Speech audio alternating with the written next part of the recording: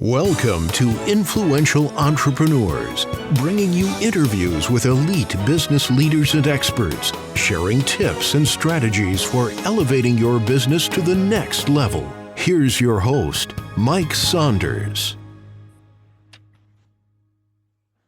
Hello and welcome to this episode of Influential Entrepreneurs. This is Mike Saunders, the Authority Positioning Coach. Today we have with us Dan Hill, who's the CEO and founder of Hill Wealth Strategies. Dan, welcome to the program. Thank you, Mike. Thanks for having me on. I appreciate it. Hey, you're welcome. And I know we want to talk about Social Security, which I know is a hot topic and probably would take us about 3 days and a weekend seminar to fully cover, but we want to hit the highlights. But before we dive into that, give us a little bit of your story and background and how did you get into the financial services industry? Yeah, sure. So I got into this industry almost 3 decades ago, kind of in a selfish way, because when you work in this industry, you're able to kind of, if you don't work for one of the companies, which I'll talk a little bit about, you're able to set your schedule. And so you can, still work, make a great living, but still have great family time. So that's the reason I started doing it way back when, 3 decades ago. That's awesome. It's kind of like, I want to have the flexibility to structure my time so that my family comes first. And what is a good field to do that? Maybe being a manual labor construction worker kind of a thing wouldn't accomplish that, but, getting into helping people in financial services would. So I think that is spectacular. What was it specifically that attracted you to financial services as an industry? Kind of what you just said is just, there's a lot of professions where you can help people. I have a lot of respect for teachers and nurses and doctors and firemen and policemen and military guys, because they're all helping. Everybody's pretty much helping people in some way or another.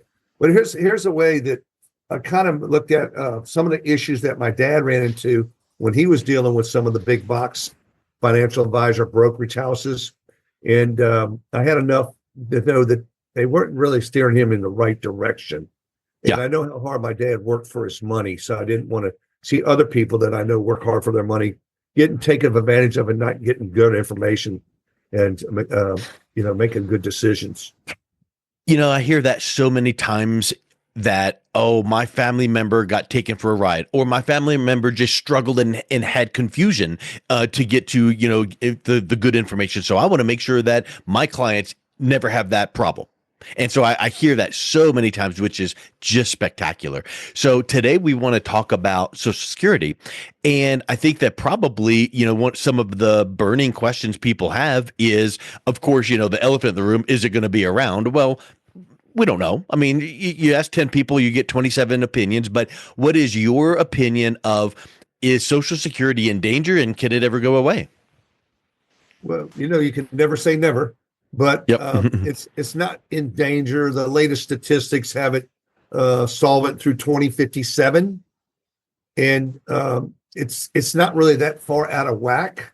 We have the baby boom generation where everybody's retiring, so now we have a lot more what I call takers than givers. So that has a lot to do with how many people in the workforce and are funding Social Security, and how many people aren't in the workforce and are defunding Social Security. But right now we're solvent through 2057. The latest reports coming up from the government statistics centers. And one of the things I tell the class, because I don't have a crystal ball that works, is, and I teach these classes every week, and I have one tonight actually, is I think what's going to happen is that our children, which my oldest son will be 40, and so I'm in that same generation of baby boomers, will probably have to wait a little bit later turn it on, and because they did that before, they added in there that people born after 1960, their full retirement age is 67. So they keep pushing back that full retirement age. I think sooner or later, they're probably going to have to do it sooner, because I know my son at 40, if they tell him, hey, you can't turn yours on until 70, he won't worry about it because it's 30 years down the road. But if they do that as he gets closer to 70, he'd probably be a little bit more disturbed. So, it reminds me of, remember back in the economic crisis when all the banks were failing and you heard the term too big to fail, and the government stepped in and kept whatever company from going under because they were too big to fail. It would have too many ripple effects. it reminds me, Social Security, this conversation here reminds me of that concept, meaning, you know what? I don't think the government can let it fail because there's so many people depending on it. So it might be what you just said. It's not going to go away. It just might be, modified, tweaked. You have to push it out a little bit. So I think those are the kind of things people need to realize, that the government realizes we've got to make sure we take care of people that have paid into it for so long. Yeah, one of the things they're doing, Mike, is they're taking the income threshold to where you don't pay into Social Security keeps going up every year. I always tell this story that back in my previous life, I worked a lot of overtime. Like we worked 7 days a week, 12 hours a day. And if you did that, you would have satisfied your Social Security requirements sometime around August or September. Now, this is about 30 years ago. Yeah. Okay. And the number was something like $70,000, which is a lot of money now. It was even a lot more money then. But if you worked a lot of overtime, you hit $70,000, you no longer paid in Social Security. You had satisfied your annual requirement. That number now is like 170, close to about 170,000 that you have to pay in. So those are one of the things that change. That number keeps going up, that they take money out of your paycheck more and more every year. So let's talk a little bit about, now whatever the age is, like, you can claim starting at whatever age. Is the moment you can claim, is that the best time to do it? So should you claim right then? Could you claim early? And let's talk a little bit about some of those choices, because I do realize that there are some people out there that go, I am going to claim the minute I can. And then there's some people that go, you know what, I could claim right now, but I don't need it, so I'm going to let it roll. What are some of the thought process behind those? It's a great question. So our philosophy, which is contradictory to most, a lot of people tell us, like, well, I've never heard anybody say that, is sooner's better. Yeah. Sooner's Interesting. better. In most cases, and everybody's unique and everybody's individual circumstances are different, but in most cases, sooner's better. There are some extenuating circumstances. So what I tell folks is every month you delay taking your Social Security, it's going to take you about 10 years to recoup that lost benefit. Okay. Every month you delay. I used to say every year, but it's just math. Every month you delay, it's going to take you about 10 years to get that back. Your Social Security only goes up about 0.5% every month. Okay. So there are extenuating circumstances. One of them, if you're not at full retirement age and you are still working, that's a concern, because the income threshold is only like $23,000 in earned income you can have before your benefits start getting reduced. Okay, if you're below full retirement age. So we discussed that. But usually sooner's better. It really is counterintuitive, because I've heard so many people go, if you can hang on till the last year, you're going to gain 6 or 8% per year, and that compounds, and that's going to give you more.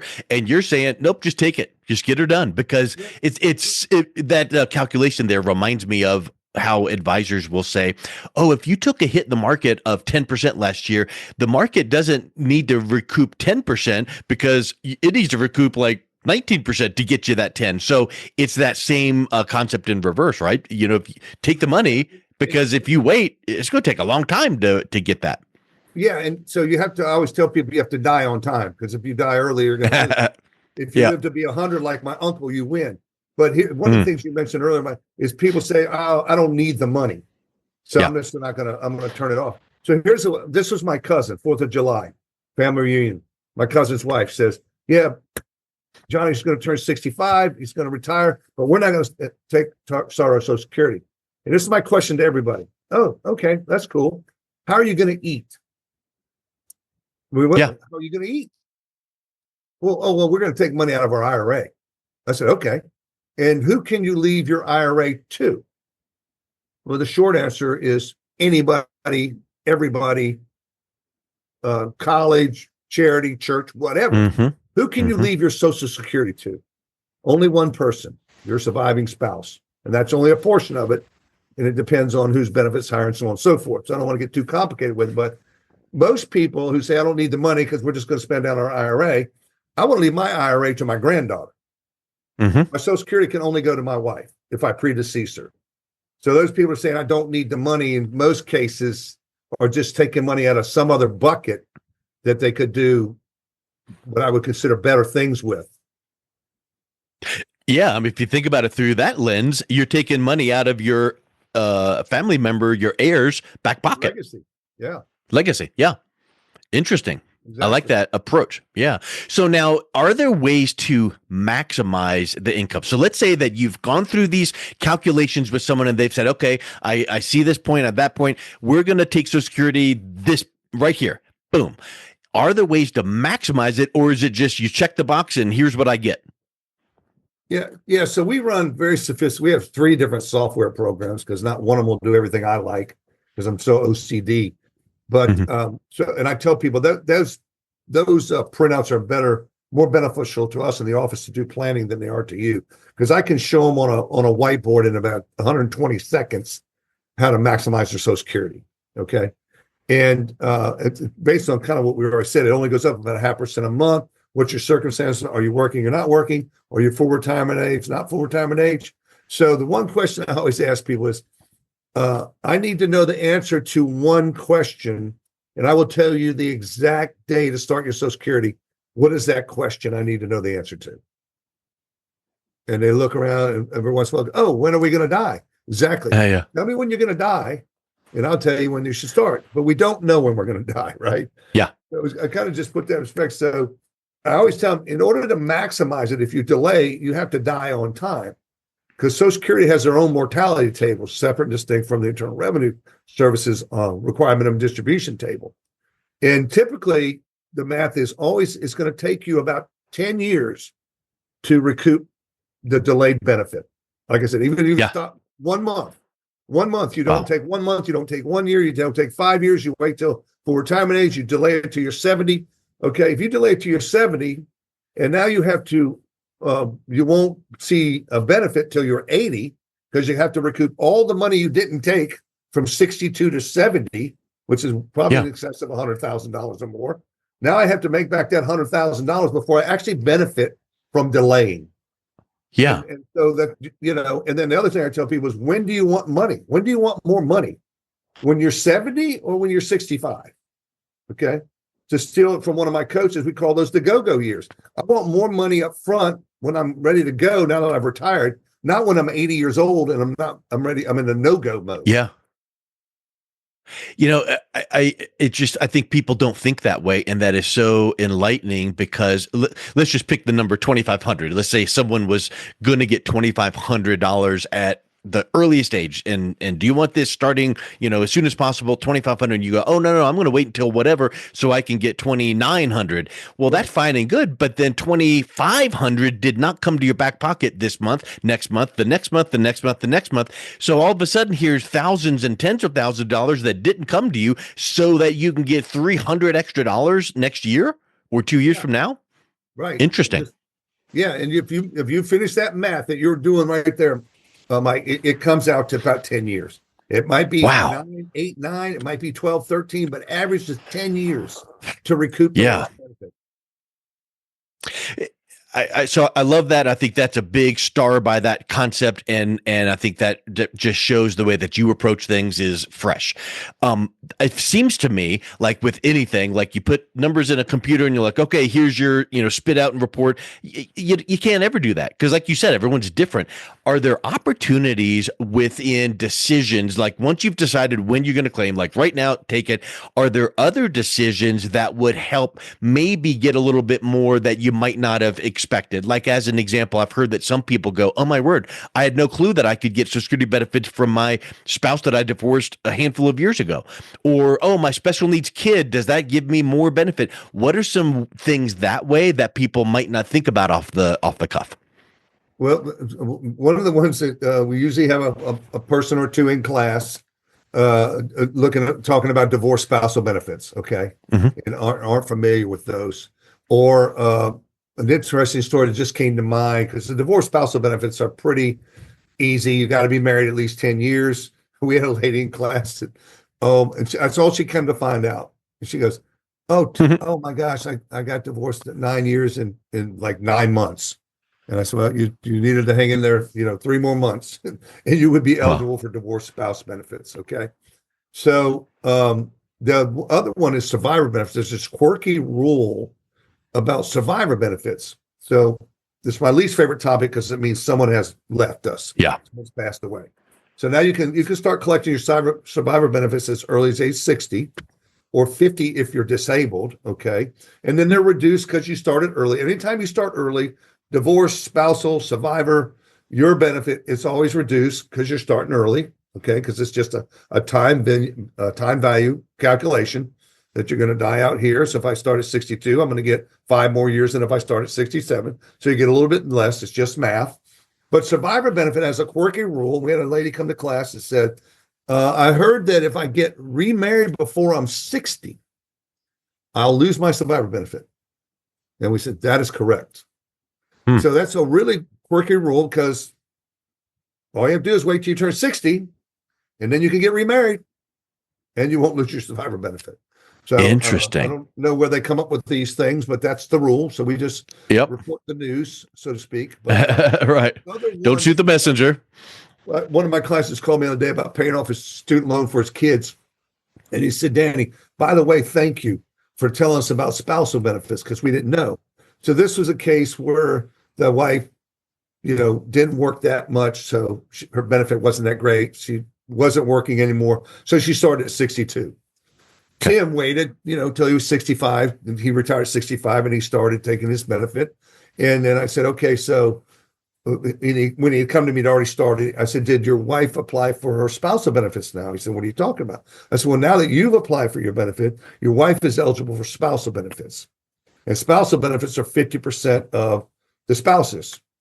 Okay. So her benefit wasn't that high. Turns out she got a little raise based on being eligible now for spousal benefits, which you aren't eligible for until your spouse files. It's kind of confusing to say that over the air, but it's spousal benefits cannot be applied for until the spouse applies, the other spouse. Yeah. Okay. That makes sense. And it's a considerable sum of money. One time, one of our clients, it was $800 a month difference, which is $9,600 a year. Multiply that by 10, it's just short of $100,000 in lost benefits because they weren't aware of that spousal benefit. So that's why we teach the classes. We want everybody to get every penny they're deserving. That's huge. And I hear spousal and divorce and age 60, and if before or after, or you have to apply, all of these things like triggers makes me think, okay, is it like once you make a decision, is it irrevocable and you're too bad, so sad, that's everything? Or are there some chances where you can go, I should have done it this way. Can you make a change? Talk a little bit about, possible, I need to, kind of roll it back a little bit. Yeah. So the only chance you get at the proverbial second bite at the apple is if you decide in the first 12 months, for whatever reason, you didn't want to turn it on. Okay. You can turn it off. We actually have had some of these people come to our presentations. You can turn it off. Okay. But you have to pay all the money back. Okay. Oh, okay. Use your example of $2,500 a month. And now I get in month 10 and I've collected $25,000 in benefits, but for whatever reason, I can't even think of a valid reason why you would want to turn it off. But you turn it off. Well, now you got to have $25,000 to pay yourself back, to put it back in your Social Security bucket. Yeah. But you so basically, it's in the first 12 months. It's in that situation, there is that chance, but why would you? You better have someone that is guiding you through the process. Right. But most importantly, like in chess, you make the move, you keep your finger on the piece and go, is this the right move? Okay, yes, it is. Take your finger off. Now it's done. You better make sure that all of these things up front are figured out, calculated, polished up. Yep, this is the way to do it. So this begs the question that from me hearing you talk like this, some people would go, hey, Alexa, or, let me go to Google. Well, talk about some of the people that just go to Google for any little thing, but is getting this type of advice prudent to go to Google? That's a great question too, Mike, because sometimes, and I've been doing this for a long time, but there are so many rules. There's over 2,000 rules. There's over 500 different ways you can claim, kind of based on what you just heard us say in the last 15 minutes. You can kind of picture that. but we sometimes have to go to Google to try to figure out some stuff that we haven't heard. And that's the great thing about teachers' classes. These classes is people come up with stuff and go like, "Oh, that's interesting. I haven't heard that one." Yeah, but I think the difference between you going to Google and a pre-retiree, you know exactly with surgical precision what you're looking for, and boom, you're in and out. You're like, yep, okay, here's what we get. The general population is going to Google something and get completely confused, I would suspect. Yeah, I would agree with you. I mean, it's the old saying, it's Greek, okay? It's Greek. We all have different alphabets. You know, people say, oh, what are all these RMD, IRA, what you're talking about? I'm going, you know, military people have their alphabet, police have an alphabet, doctors have an alphabet. You know, we all have these little abbreviations for stuff. So it is Greek to the common person. You know, we're authorities on it because that's what we do. And you know, and that's a really good point that you bring up there. Your authorities. You're not just someone that works in financial services, and you're not just a general practitioner, you know, like in the doctors, you know, if you've got a gastric issue, you're not going to go to your primary care and just that took, you know, one class on that. That's it. You're going to go to someone that is a specialist. So you do classes every week. You're a specialist in Social Security claiming. Maybe you go to you versus your person that has your homeowner's insurance that's giving you some advice. So talk a little bit about the difference in working with a generic financial professional or someone like yourself that really specializes. Yeah, so where I think we are a big differentiator is that we are planners first and foremost. When I started in this industry almost 3 decades ago, I worked at a big insurance company. A friend of mine brought me in. I'm still thankful for him for where I'm at today because he brought me into the industry. But I was ignorant, so I didn't know what was going on. And I learned very quickly, working for a big company is working for a big company, okay? And what we were taught to do was sell product. So if you work for company X, it's kind of like I say this, if you work at Chevrolet, there should not be anybody coming in there looking for F-150, okay? Yeah. And if you work at Ford, they're not looking for Silverados. So at the big bucks, we were taught to sell, sell, sell. And I said, well, how do we know everybody needs one of these things? Like, we haven't done any planning. I mean, we'd ask questions, but we never really dive into comprehensive planning. So that's the difference between us as independent.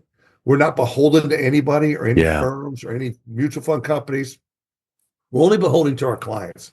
We are true fiduciaries, okay? That always are going to do what's in our client's best interest.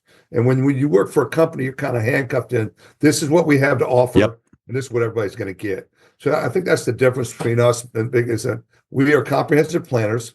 We're going to do a plan. You know, people come and say, "Oh, yeah, I just want you to put all my money over here." So, yeah, we don't do that. We don't do that. We have to do a comprehensive plan, and it's key. Like you're on this topic we're talking about. When's the best time to start Social Security? Well, I got to know some other things. I got to know everything. Yeah, because you want to make sure that all the dominoes aren't going to start falling in the wrong direction.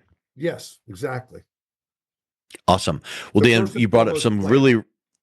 Yeah, planning, holistic, the whole view, everything. You really brought up some great points about Social Security that people should really, really take consideration. So if someone is interested in learning a little bit more and then reaching out and connecting with you, what's the best way that they can do that? So I was very fortunate in one of my brainstorms to procure the toll-free number 833 MAX My SS. So that's 833 MAX MYSS, Max My Social Security, or you can go to our website, hillwealthstrategies.com, and either call us or go there and set up an appointment. And we're here to try to, like I said, help everybody get every penny they deserve. Excellent. Well, Dan, thank you so much for coming on. It's been a real pleasure chatting with you. Thanks for having me. I appreciate it very much. You've been listening to Influential Entrepreneurs with Mike Saunders. To learn more about the resources mentioned on today's show or listen to past episodes, visit www.influentialentrepreneurssradio.com.